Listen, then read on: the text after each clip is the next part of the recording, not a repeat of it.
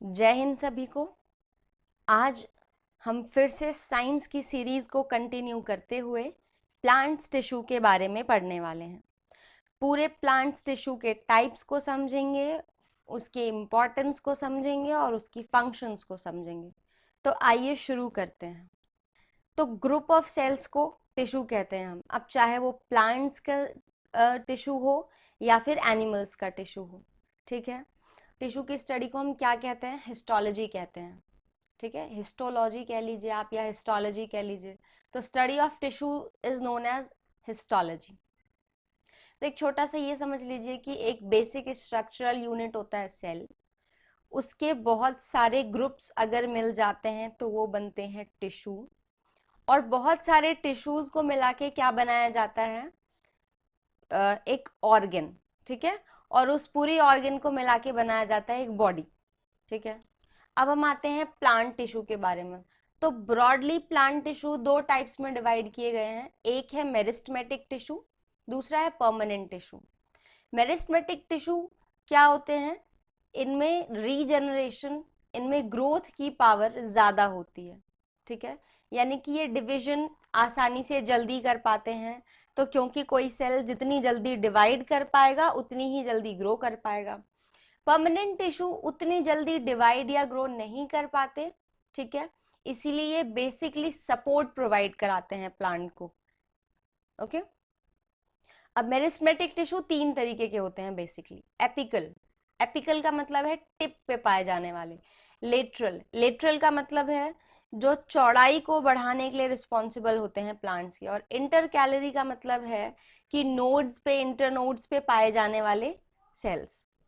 Permanent tissue दो parts में divide किए जाते हैं, सिंपल प्लांट टिश्यू और कॉम्प्लेक्स प्लांट टिश्यू। सिंपल में तीन है, पैरेन्काइमा, कोलेनकाइमा, स्क्लेरेन्काइमा। और कॉम्प्लेक्स में टू है, जाइलम और फ्लोएम। इससे आप बहुत फेमिलियर होंगे। ये दोनों टिश्यू किस काम आते हैं? ट्रांसपोर्टेशन के काम आते हैं। अब सबसे पहला है meristematic tissue. Meristematic tissue continuously divide होते हैं लाइफ टाइम में, ठीक है। वो हमेशा डिवाइड होते जाते हैं, होते जाते हैं। और इसीलिए हम ये कहते हैं कि ये वाले टिश्यू ग्रोथ के लिए रिस्पॉन्सिबल होते हैं, राइट। अब हमें वैसे तो मेरिस्टेमेटिक टिश्यू के मैंने आपको बताया तीन टाइप्स होते हैं, लेकिन यहाँ पे हम ब्रॉडली तीनों टाइप्स के बारे में मिला के कि मेरिस्टेमेटिक टिश्यू की कैरेक्टरिस्टिक्स क्या हैं वो पढ़ेंगे। तो सबसे पहला है, ये कंटिन्यूअसली डिवाइड करते हैं, इसीलिए ये किसके लिए रिस्पॉन्सिबल होते हैं? ग्रोथ के लिए। दूसरा, ये लेंथ को भी इंक्रीज करते हैं। और गर्थ, गर्थ का मतलब होता है, आप कह सकते हैं मोटे मोटे शब्दों में, मोटाई, ठीक है। गर्थ का मतलब है ये मोटाई को, यानी कि ब्रेथ को इंक्रीज करते हैं, डायमीटर को इंक्रीज करते हैं। नेक्स्ट, इनके सेल वॉल थिन सेल्यूलोज के बने होते हैं, ठीक है। सेल वॉल आपको पता है, सेल की बाहरी परत को कहते हैं। तो सेल वॉल इनके सेल्यूलोज यानी कि बहुत ही पतले सेल्यूलोज से बने होते हैं। नेक्स्ट है इंटरसेल्यूलर स्पेसेस। अब इंटरसेल्यूलर स्पेसेस कहते किसे हैं? देखिए, ये दो सेल्स हैं, ठीक है। इस सेल के बीच जो स्पेस बचा होता है इसे हम कहते हैं इंटरसेल्यूलर स्पेस। तो मेरिस्टेमेटिक टिश्यू में इंटरसेलुलर स्पेस ना के बराबर होता है, यानी कि ये सेल्स इस तरीके से होते हैं चिपके हुए, यानी कि इनके बीच में गैप नहीं होता, ठीक है। इसीलिए हमने इसे कह दिया कि इसमें इंटरसेलुलर स्पेस नहीं होता। देखिए, वैक्यूल्स क्या होते हैं। सपोज करें कि ये एक सेल है, ठीक है। इस सेल में एक स्पेस, एम्प्टी स्पेस जो होता है इसे हम कहते हैं वैक्यूल, ठीक है। एम्प्टी स्पेस को हम कहते हैं वैक्यूल। प्लांट सेल में ये बहुत बड़ा होता है, एनिमल सेल में ये छोटा सा होता है, लेकिन उसमें एक से ज़्यादा वैक्यूल्स होते हैं और इसमें बड़ा वैक्यूल होता है। इस वैक्यूल में फ्लूइड स्टोर किया जाता है प्लांट्स के द्वारा। तो कभी कभी तो इसमें यूजफुल फ्लूइड भी होता है, कभी कभी बेकार फ्लूइड भी, जो प्लांट्स को अपनी बॉडी से रिमूव करना होता है उसे भी भर लेते हैं ये इसमें, ठीक है। तो ये है वैक्यूल। तो मेरिस्टेमेटिक टिश्यूज में बहुत कम या ना के बराबर वैक्यूल्स होते हैं, यानी कि इन टिश्यू में वैक्यूल्स आपको लगभग लगभग नहीं मिलेंगे। नेक्स्ट है, ये पेरेंट टिश्यू की तरह काम करता है। पेरेंट टिश्यू क्यों बोला इन्होंने? पेरेंट्स टिश्यू इसलिए कहा क्योंकि ये इंजरीज को भरता है। जैसे आपने कभी किसी पेड़ की छाल को काट दिया या उसके किसी हिस्से को काट दिया, तो वहाँ के जो मेरिस्टेमेटिक टिश्यू होंगे वो उसे हील करेंगे, उसके घाव को भरेंगे, इसीलिए इसे बोला गया है मेरिस्टेमेटिक टिश्यू। अब आते हैं मेरिस्टेमेटिक टिश्यू के टाइप्स पे। तो जैसा कि मैंने आपको कहा, मेरिस्टेमेटिक टिश्यू 3 तरीके के होते हैं। पहला एपिकल, दूसरा लेटरल और तीसरा इंटरकैलरी। एपिकल शब्द का मतलब होता है एपेक्स, ठीक है, यानी कि उसके टिप्स पे पाए जाने वाले। तो अगर ये आपका सपोज ये लीफ है तो लीफ के टिप्स पे मिलेगा, ठीक है, रूट के टिप्स पे मिलेगा, लीव्स के टिप्स पे मिलेगा। तो ये हर उस ग्रोइंग टिप पे मिलेगा जहां से प्लांट ग्रो करता है। तो ये हमें प्राइमरी ग्रोथ बताता है, यानी कि ये हाइट को इंक्रीज करता है, ठीक है। ये अगर ट्री है तो ये यहाँ इसके टिप पे मिलेगा, ये स्टेम के टिप पे मिलेगा, रूट्स के टिप पे मिलेगा। तो ये पेड़ को ऊपर से भी बढ़ा रहा है, नीचे से भी बढ़ा रहा है। इसका मतलब क्या है कि ये हाइट को इंक्रीज करता है। ये है हमारे एपिकल टिश्यू का काम, ठीक है। नेक्स्ट है लेटरल टिश्यू। आपने मैथ्स में किया होगा, आपको दे दिया जाता है ये क्यूबॉइड दे दिया गया और इसको बोला गया कि लेटरल सरफेस एरिया इसका निकालिए। तो आप लेटरल सरफेस एरिया कैसे निकालते थे? 4 वॉल्स का एरिया, यानी कि इस क्यूबॉइड में टोटल 6 दीवारें होती हैं, इनमें से 4 दीवारों का एरिया आपने निकाल दिया, तो ये हो गया लेटरल सरफेस एरिया। तो लेटरल का मतलब क्या है? आप चौड़ाई की बात कर रहे हैं लगभग, ठीक है, यानी कि आप उसके मोटाई की। सपोज ये एक ट्री का स्टेम है, ठीक है, ये एक ट्री का स्टेम है इतना बड़ा सा। तो ये क्या है, इसमें जो मेरिस्टेमेटिक टिश्यू प्रेजेंट होंगे वो इसकी चौड़ाई को बढ़ाएंगे, यानी कि इसके डायमीटर को बढ़ाएंगे, इसके लेटरल एरिया को बढ़ाएंगे। इसीलिए इस टिश्यू को कहते हैं लेटरल टिश्यू। ये डायमीटर को इंक्रीज करते हैं, ठीक है। तो ये आपको कॉर्क के नीचे, कॉर्क का मतलब है ऊपर, ऊपरी छाल को कहते हैं, तो ये कॉर्क के नीचे पाए जाएंगे, ठीक है। और डाइकॉट्स के रूट और स्टेम में पाए जाते हैं। डाइकॉट्स क्या होते हैं? डाइकॉट्स का मतलब है ऐसे बीज, सपोज ये है एक चने का बीज, ठीक है, तो ये यहां से इसमें एक लाइन सी दिखती है, इसे हम डाइकॉट सीड कहते हैं। ये आगे हम पढ़ेंगे जब हम एंजियोस्पर्म और जिम्नोस्पर्म पढ़ेंगे नेक्स्ट लेक्चर में, तब इसे और डिटेल में समझेंगे। तो ये डाइकॉट रूट्स के, डाइकॉट स्टेम के और कॉर्क के नीचे पाया जाता है, और ये क्या करता है? डायमीटर को बढ़ाता है। तो इसीलिए हम कहते हैं ये सेकेंडरी ग्रोथ टिश्यू है, क्योंकि पहली जो प्राइमरी है ग्रोथ वो तो प्लांट के हाइट को है, उसकी लंबाई को, उसकी ऊंचाई को कहेंगे। जो लेटरल टिश्यू है वो सेकेंडरी ग्रोथ कराते हैं, यानी कि उसकी चौड़ाई को बढ़ाते हैं। तीसरा है इंटर कैलोरी। इंटर कैलोरी उसके ऑर्गन्स के लेंथ को इंक्रीज करते हैं। तो हमारे ऑर्गन्स क्या हो गए? Lungs, liver, kidney. इनके ऑर्गन्स क्या हो गए? लीव्स, ठीक है। इंटरनोड्स, इंटरनोड समझिए क्या होते हैं। जैसे ये एक स्टेम है, ठीक है, यहाँ पत्ता निकला है, ये एक पत्ता निकला है, ये एक पत्ता निकला है। तो इन दोनों के बीच के जो नोड होते हैं उसे हम कहते हैं इंटरनोड। ये आपने अदरक में देखा होगा, अदरक में इंटरनोड्स पाए जाते हैं। तो ये आपको कहाँ मिलेगा? ये आपको घास के तने में मिलेगा। आपने एक चीज नोटिस की होगी, सपोज ये घास है, आपने इस घास को यहाँ से काट दिया तो भी ये घास बढ़ जाती है, यहाँ से काट दिया तो भी बढ़ जाती है, यहाँ से काट दिया तो भी बढ़ जाती है। और अगर मिट्टी में इसके थोड़े बहुत रूट्स भी बच गए, 1-2 रूट भी बच गया, तो ये वहां से भी ग्रो कर जाती है। क्यों? क्योंकि इसमें इंटर कैलोरी मेरिस्टेमेटिक टिश्यू होता है। ये क्वेश्चन कई बार पूछा गया है कि ग्रास में कौन सा टिश्यू होता है, ठीक है। तो ये ग्रास में मेरिस्टेमेटिक टिश्यू होता है, जो इसे बढ़ने में, आसानी से बढ़ने में और तेजी से बढ़ने में मदद करता है।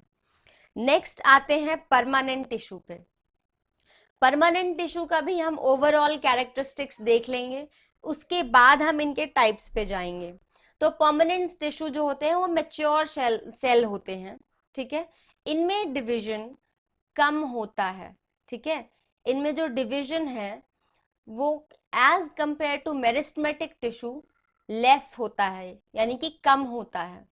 ठीक है, ये प्रोटेक्शन, सपोर्ट, कंडक्शन एक्सेट्रा, मतलब और भी बहुत सारी काम को प्रोवाइड कराते हैं। यानी कि ये पेड़ को रक्षा प्रोवाइड कराएंगे, उसे सपोर्ट प्रोवाइड कराएंगे। आपने देखा होगा जब कोई नया पौधा होता है तो नए पौधे का जो तना होता है वो बहुत वीक होता है, लेकिन जैसे जैसे पेड़ और पुराने होते जाते हैं उनका तना स्ट्रांग होता जाता है, वो उन्हें क्या करवाता है, सपोर्ट प्रोवाइड कराता है। ये किसके कारण होता है, ये परमानेंट टिश्यू के कारण होता है। नेक्स्ट है, इसकी वॉल थिन भी हो सकती है, थिक भी हो सकती है। हमने मेरिस्मेटिक में क्या पढ़ा था कि मेरिस्मेटिक की वॉल्स क्या है, थिन होती हैं, पर यहाँ वॉल थिन भी हो सकती है, यानी कि पतली भी हो सकती है और मोटी भी हो सकती है। नेक्स्ट, इसमें इंटरसेलुलर स्पेसेस होते हैं। मेरिस्मेटिक में हमने क्या पढ़ा कि इंटरसेलुलर स्पेसेस नहीं होते, लेकिन परमानेंट टिश्यू में इंटरसेलुलर स्पेसेस होते हैं। यानी कि आप ये कह सकते हैं कि परमानेंट टिश्यू आपको देखने में इस तरीके से लगेगा और मेरिस्मेटिक टिश्यू आपको देखने में इस तरीके से लगेगा। तो ये है इंटरसेलुलर स्पेसेस। इसमें लार्ज सेंट्रल वैक्यूल्स होते हैं, यानी कि इनके पास वैक्यूल्स होते हैं। जबकि मेरिस्मेटिक में हमने क्या पढ़ा कि वैक्यूल्स या तो बहुत कम मिलेंगे या ना के बराबर होंगे ही नहीं, लेकिन यहाँ पे बड़े बड़े सेंट्रल वैक्यूल्स पाए जाते हैं। सेंट्रल वैक्यूल्स का मतलब है सेल के बीच में होते हैं ये। यहाँ पे सेल लिविंग भी हो सकते हैं या डेड भी हो सकते हैं, लेकिन मेरिस्मेटिक में हमने क्या पढ़ा, वो कंपल्सरीली लिविंग ही होंगे, क्योंकि वो डिवाइड करते हैं और ग्रोथ के लिए रिस्पॉन्सिबल होते हैं। इनका मेटाबॉलिक रेट स्लो होता है। देखिए, मेटाबॉलिक रेट का मतलब होता है कि अगर हम ह्यूमन बॉडी के कॉन्सेप्ट में समझें तो हम खाना लेते हैं और उस खाने से पूरा एब्जॉर्प्शन होता है, एजिमुलेशन होता है, हमें एनर्जी मिलती है। इस पूरे प्रोसेस को आप मेटाबॉलिक प्रोसेस कह सकते हैं। तो ये रेट परमानेंट टिश्यू में स्लो होता है और आप इसका इसी के वजह से ये कह सकते हैं कि ये बहुत कम ग्रोथ और बहुत कम डिवीजन शो करते हैं। अब आते हैं परमानेंट टिश्यू के टाइप्स पे। हमने पढ़ा था कि परमानेंट टिश्यू दो तरीके के होते हैं, सिंपल परमानेंट टिश्यू और कॉम्प्लेक्स परमानेंट टिश्यू। तो सबसे पहले देख लेते हैं सिंपल परमानेंट टिश्यू में क्या होते हैं। देखिए, सिंपल परमानेंट टिश्यू स्ट्रक्चरली और फंक्शनली सेम होते हैं। स्ट्रक्चरली का मतलब है कि इसके जो तीनों पार्ट हैं, पेरेन्काइमा, कॉलेनकाइमा, स्क्लेरेन्काइमा, ये जिन जिन सेल से मिलके बने हैं उन सेल्स का स्ट्रक्चर सेम है, पहली बात। दूसरी बात, इनका फंक्शन सेम है। जैसे पेरेन्काइमा जिस सेल से मिलके बना है उस सेल का फंक्शन भी सेम होगा और उसका स्ट्रक्चर भी सेम होगा। सेम का मतलब है कि एक जैसा होगा, सिमिलर होगा। तो सबसे पहले पढ़ते हैं पेरेन्काइमा को। ठीक है, पेरेन्काइमा प्लांट बॉडी का बल्क बनाता है। बल्क का मतलब है कि लगभग प्लांट बॉडी के हर पार्ट में आपको ये मिलेगा। ठीक है, इसके सेल्स लिविंग होते हैं। मैंने अभी क्या कहा कि परमानेंट टिश्यू लिविंग भी हो सकते हैं, डेड भी हो सकते हैं। तो पेरेन्काइमा के जो सेल्स हैं वो लिविंग होते हैं और वो डिवीजन भी करते हैं। ठीक है, लेकिन हाँ, डिवीजन मेरिस्मेटिक टिश्यू के मुकाबले बहुत स्लो करेंगे। इनकी सेल वॉल थिन होती है। अभी हमने क्या पढ़ा कि परमानेंट टिश्यू की सेल वॉल थिक भी हो सकती है, थिन भी हो सकती है, तो इसकी थिन होती है। इसमें सेंट्रल वैक्यूल्स होते हैं, ये हमने अभी पढ़ा। इंटरसेलुलर स्पेसेस भी होते हैं, ये आपने पढ़ा कि परमानेंट टिश्यू में इंटरसेलुलर स्पेस होते हैं। अब यहाँ लिखा है widely distributed in plants body. Widely distributed का मतलब क्या है कि ये आपको प्लांट के पत्ते में मिलेंगे, प्लांट्स के तने में मिलेंगे, उसके रूट्स में मिलेंगे, उसके नोड्स में मिलेंगे, हर जगह आपको ये पैरेन्काइमा सेल्स मिल जाएंगे, सॉरी टिश्यू मिल जाएंगे।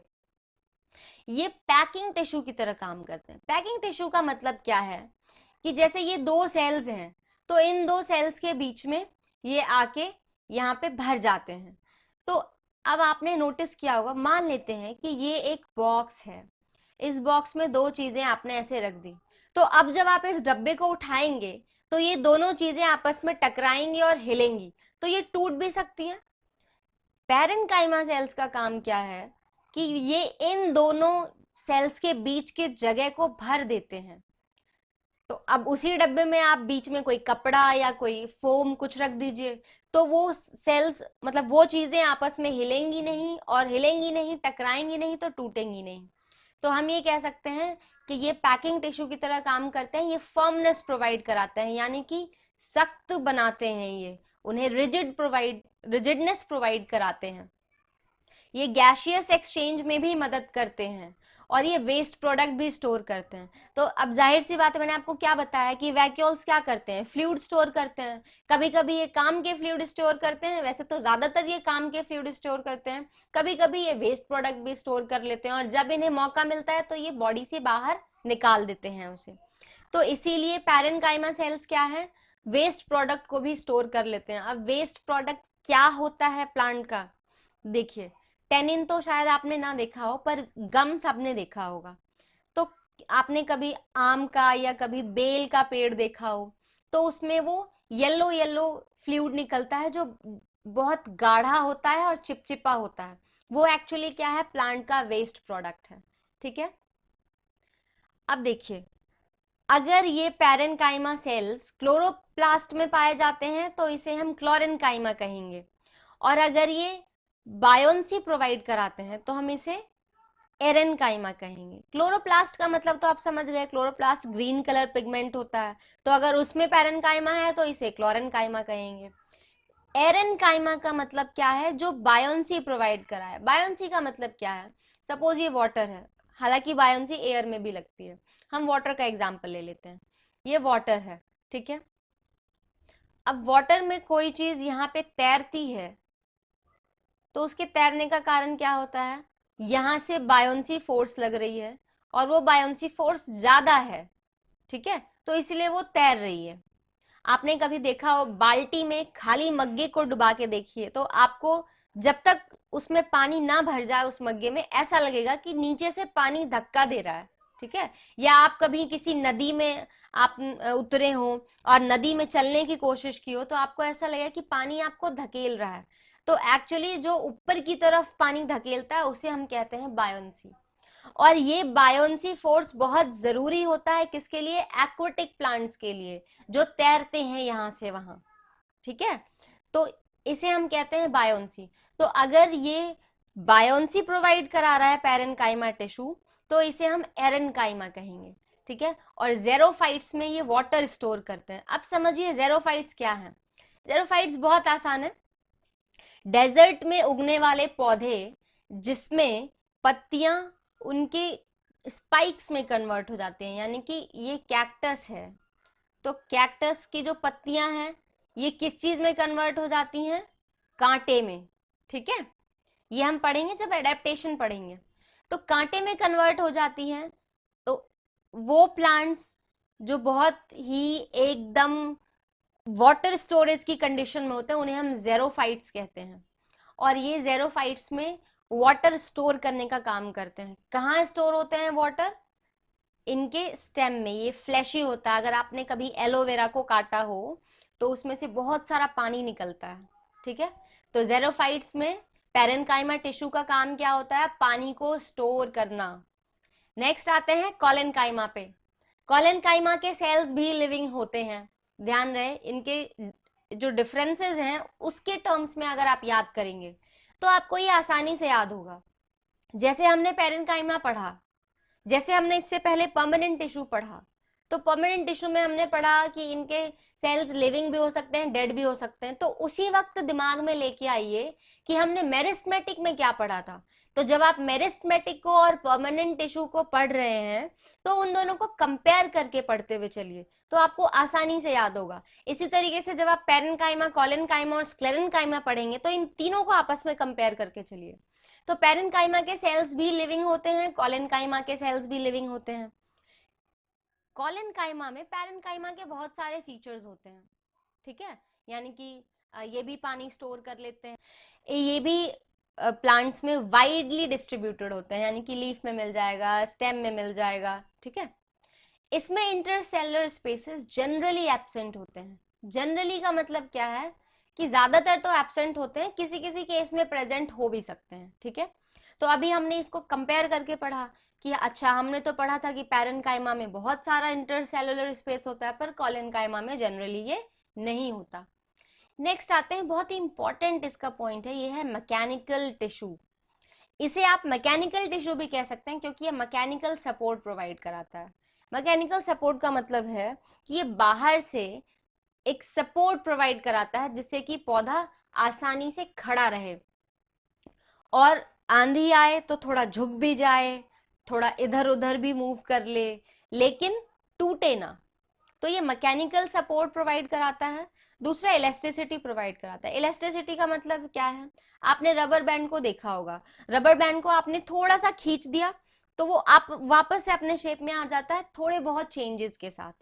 तो कॉलेनकाइमा टिश्यूज भी ऐसे होते हैं, ये प्लांट को इलास्टिसिटी प्रोवाइड कराते हैं। नेक्स्ट है टेंसाइल स्ट्रेंथ। टेंसाइल स्ट्रेंथ का मतलब है, ये आपने मेटल नॉन मेटल के चैप्टर में पढ़ा होगा, वहां पे दो प्रॉपर्टीज होती हैं, एक होता है मेलिएबल, ठीक है, और दूसरा होता है टेंसाइल। मेलिएबल का मतलब है शीट्स में कन्वर्ट कर देना, टेंसाइल का मतलब है वायर में कन्वर्ट कर देना। तो यहाँ पे भी वही बात है कि ये इन्हें टेंसाइल स्ट्रेंथ प्रोवाइड कराते हैं ये टिश्यू। ये प्लांट्स को इजी बेंडिंग में हेल्प करते हैं, मैंने कहा ना इलास्टिसिटी और टेंसाइल स्ट्रेंथ। इजी बेंडिंग का मतलब क्या है, आपने देखा होगा थोड़ी बहुत आंधी चलती है, अगर मतलब बहुत सीवियर आंधी अगर ना चले, बहुत खतरनाक वाली आंधी ना चले, तो थोड़ी बहुत आंधी में क्या होता है, पत्तियां इधर से उधर होती हैं, टहनियां इधर से उधर झुक जाती हैं, लहराने लगती हैं, लेकिन वो टूटती नहीं है। क्यों? कॉलिनकाइमा टिश्यू के कारण। ये इजी बेंडिंग प्रोवाइड कराते हैं इन्हें। नेक्स्ट आते हैं स्क्लेरेनकाइमा। अब देखिए, पेरेनकाइमा के सेल्स भी लिविंग थे, कॉलेनकाइमा के भी सेल्स लिविंग थे, यहाँ पे डेड सेल्स हैं और हार्ड सेल्स हैं, ठीक है, डेड सेल्स हैं यहाँ पे। इनका सेल वॉल बहुत थिक हो जाता है, यानी कि बहुत मोटा हो जाता है, किसके कारण? लिग्निन के कारण, ठीक है। लिग्निन क्या होता है? लिग्निन एक तरीके का सब्सटेंस है जो इसे मोटापा प्रोवाइड कराता है, ठीक है, ये केमिकल सब्सटेंस होता है। इसमें इंटरसेलुलर स्पेस नहीं होता। हमने क्या पढ़ा, पैरेनकाइमा में इंटरसेलुलर स्पेसेस होते हैं, कॉलेनकाइमा में जनरली एब्सेंट होते हैं, इसमें नहीं होते, ठीक है। अब इन दोनों के बीच में लेमेला एग्जिस्ट करता है, जैसे ये एक स्क्लेरेनकाइमा सेल है, ये दूसरा स्क्लेरेनकाइमा सेल है, ऐसे ही बनाएंगे ना, क्योंकि यहाँ पे इंटरसेलुलर स्पेसेस ना के बराबर है। तो इनके बीच में एक पतली सी थिन लेयर होती है, एक पतली सी परत होती है जिसे हम लेमेला कहते हैं। ये सीमेंटिंग सब्सटेंस होता है। सीमेंटिंग सब्सटेंस का मतलब क्या है? सीमेंट का काम क्या होता है? दो ईंटों को आपस में जोड़ देना। तो लेमेले का काम क्या है? इन दोनों सेल्स को आपस में सीमेंट करके रखना, यानी कि अच्छे से पकड़ बना के रखना इन दोनों सेल्स की एक दूसरे के साथ। तो ये सीमेंटिंग सब्सटेंस होता है, ठीक है, सीमेंटिंग सामान होता है। एग्जाम्पल इसके पेक्टिन, लिग्निन, प्रोटीन, ये सारे केमिकल्स हैं जो इस लेमेला में पाए जाते हैं, ठीक है। अब आते हैं कॉम्प्लेक्स टिश्यू पे। तो हमने क्या पढ़ लिया? हमने परमानेंट टिश्यू का सिंपल टिश्यू पढ़ लिया, अब हम पढ़ते हैं कॉम्प्लेक्स टिश्यू। सिंपल टिश्यू में क्या पढ़ा था कि ये जो टिश्यू हैं वो स्ट्रक्चरली और फंक्शनली सेम होते हैं, ठीक है। लेकिन कॉम्प्लेक्स टिश्यू एक तरीके के सेल से नहीं, एक से ज्यादा तरीके के सेल से बने होते हैं, ठीक है। ये वाटर, मिनरल और फूड को ट्रांसपोर्ट करते हैं, ठीक है। तो अब हम देखते हैं इसके टाइप्स। ये बहुत बहुत बहुत इंपॉर्टेंट है, इससे क्वेश्चन कई बार पूछे जाते हैं, जाइलम और फ्लोएम। अब बच्चे कंफ्यूज कर जाते हैं कि जाइलम क्या कंडक्ट करता है, फ्लोएम क्या कंडक्ट करता है। तो इन दोनों को अच्छे से याद कर लीजिए। जाइलम वाटर कंडक्ट करता है, ठीक है, जाइलम क्या कंडक्ट करता है? वाटर। वाटर और मिनरल, मिनरल क्या वाटर में ही घुले होते हैं, तो वो क्या कंडक्ट कर लेता है? मिनरल्स को भी। तो जाइलम कंडक्ट करता है वाटर को और मिनरल को। नेक्स्ट है, अब मैंने कहा कि इसको भी कंपेयर करके पढ़िए, तो एक पॉइंट इसका पढ़िए, एक पॉइंट इसका पढ़िए। जाइलम क्या कंडक्ट करता है? वाटर और मिनरल। फ्लोएम क्या कंडक्ट करता है? ऑर्गेनिक सल्यूट, यानी कि फूड, ठीक है। नेक्स्ट, ये यूनिडायरेक्शनल होता है। यूनिडायरेक्शनल का मतलब है कि यहाँ पे रूट्स हैं, रूट्स ने प्लांट्स लिया, सॉरी रूट्स ने पानी लिया, अब ये सीधा यहाँ स्टेम में पहुंचाएगा और रास्ते में जो इसे मिलता जाएगा यहाँ पहुंचाएगा। तो आप ये कह सकते हैं कि डाउन से अप इसका मूवमेंट होता है, ठीक है, तो इसीलिए ये मोस्टली यूनिडायरेक्शनल होता है, लेकिन फ्लोएम बाई डायरेक्शनल होता है। बाई डायरेक्शनल क्यों होता है समझते हैं। जैसे ये प्लांट है, ठीक है, ये पत्ती है, इसने खाना बनाया, ठीक है, क्योंकि ये फूड कंडक्ट करता है तो भाई खाना को ही कंडक्ट करेगा ना ये। तो इसने पत्ती ने खाना बनाया। किसी किसी में स्टेम हरे होते हैं तो स्टेम भी खाना बनाते हैं। इन्होंने खाना बना लिया और खाना बनाने के बाद स्टोर करने के लिए डिफरेंट डिफरेंट पार्ट्स में भेज देते हैं, ठीक है। जैसे अगर मूली है तो लो भाई मूली में भेज दिया, यानी कि मूली एक तरीके का रूट है, तो इसने लीफ ने क्या किया, खाना को स्टोर कहाँ कर दिया, रूट में। जब इन्हें जरूरत पड़ेगी वापस से, सपोज कभी फोटोसिंथेसिस नहीं हुआ या लाइट प्रॉपर नहीं मिली, कोई भी कंडीशन हो गई, तो ये वहां वापस यहाँ से यहाँ भी जा सकता है, यहाँ भी जा सकता है, यहाँ भी जा सकता है, कहीं भी जा सकता है। इसलिए यहाँ लिखा है हमने कि लीव्स से स्टोरेज ऑर्गन में जा सकता है और जरूरत पड़ने पर स्टोरेज ऑर्गन से भी दोबारा लीफ में जा सकता है। इसलिए यहाँ क्या लिखा है, वाइस वर्सा। तो फ्लोएम का कंडक्शन क्या हो गया, बाई डायरेक्शनल हो गया। अब जाइलम के कंडक्टिंग चैनल्स, जिसे कि हम ट्रैचुरी एलिमेंट्स भी कहते हैं, वो क्या होते हैं, ये क्वेश्चन कई बार पूछा जाता है। तो इसके कंडक्टिंग चैनल्स क्या होते हैं, ट्रैकिड्स और वेजल्स, ठीक है। और इसके कंडक्टिंग चैनल्स होते हैं सीव ट्यूब्स। इसका अगर आप डायग्राम देखेंगे तो आपको ये आसानी से दिख जाएंगे। नेक्स्ट है, ये 4 एलिमेंट से बने होते हैं। पहला ट्रैकिड्स, दूसरा वेजल्स, तीसरा जाइलम पैरेनकाइमा, चौथा जाइलम स्क्लेरेनकाइमा, ठीक है। तो हमने पढ़ा था ना कि पैरेनकाइमा में वाटर स्टोर होता है, स्क्लेरेनकाइमा में भी थोड़ा बहुत हो जाता है, राइट। तो वाटर स्टोर करना, वाटर को बाहर निकालना, वाटर को एक जगह से दूसरी जगह ले जाने का काम ऑफ कोर्स कौन करेगा, जाइलम टिश्यूज ही करेंगे। तो जाइलम पैरेनकाइमा, जाइलम स्क्लेरेनकाइमा, ये चारों याद कर लीजिए। ट्रैकिड्स सिंगल सेल्ड होता है, यानी कि एक ही सेल का होता है ये। वेजल्स को ट्रैकिया भी कहते हैं। चौथा है जाइलम पैरेनकाइमा, सॉरी तीसरा, चौथा है जाइलम स्क्लेरेनकाइमा। अब आ जाते हैं फ्लोएम पे। फ्लोएम भी 4 कंपोनेंट से मिलकर बना है। पहला है sieve tubes, companion cells, phloem parenchyma, phloem fibres. अब देखिए, ये दोनों ही 4 कंपोनेंट से मिलके बने हैं। इन चारों में से जाइलम में सिर्फ एक लिविंग होता है, ठीक है, सिर्फ एक लिविंग होता है, और वो कौन सा होता है, पैरेनकाइमा। जाइलम पैरेनकाइमा लिविंग होता है। अभी हमने पढ़ा था ना पैरेनकाइमा, कॉलेनकाइमा, स्क्लेरेनकाइमा। इसमें से पैरेनकाइमा और कॉलेनकाइमा ही लिविंग थे, स्क्लेरेनकाइमा जो था वो डेड था। इसीलिए आप यहाँ देख सकते हैं कि स्क्लेरेनकाइमा डेड है। यहाँ पे सिर्फ लिविंग, इन चारों में से सिर्फ और सिर्फ लिविंग टिश्यू कौन सा है, जाइलम पैरेनकाइमा। इसमें इन चारों में से एक ही डेड होता है, वो है फ्लोएम फाइबर्स। तो आप ये कह सकते हैं कि ये तीनों क्या है, ये तीनों लिविंग है, ठीक है। और इसमें क्या कह सकते हैं कि एक, ये 2 और ये 3, ये तीनों क्या है, डेड हैं। सिर्फ लिविंग कौन है, पैरेनकाइमा। जाइलम मैकेनिकल स्ट्रेंथ भी प्रोवाइड कराते हैं कंडक्शन के साथ साथ, लेकिन फ्लोएम का ऐसा कोई काम नहीं है। फ्लोएम मैकेनिकल स्ट्रेंथ प्रोवाइड नहीं कराता, ठीक है। तो इस तरीके से हमारा ये कंप्लीट हो गया, ओके। अब हम रिवीजन कर लेते हैं कि टोटल हमने पढ़ा क्या क्या। सबसे पहले हमने पढ़ा सबसे पहले हमने पढ़ा प्लांट टिश्यू के डिफरेंट टाइप्स को, ठीक है। डिफरेंट टाइप्स में क्या है, meristematic tissue, permanent tissue. Meristematic tissue में हमने 3 पढ़ा, एपिकल, लेटरल और इंटरकैलरी। एपिकल क्या करता है, लेंथ बढ़ाता है, यानी कि प्राइमरी ग्रोथ बढ़ाता है। लेटरल टिश्यू क्या करता है, गर्थ यानी कि डायमीटर को बढ़ाता है, मोटाई को बढ़ाता है, ठीक है। तो ये सेकेंडरी ग्रोथ टिश्यू हो गया। इंटर कैलोरी क्या करता है, ये ऑर्गेन्स को बढ़ाते हैं, यानी कि पत्ते हो गए, टहनियां हो गई, रूट्स हो गए, फ्लावर हो गया, बड हो गया, इन सब को बढ़ाता है। नेक्स्ट है परमानेंट टिश्यू।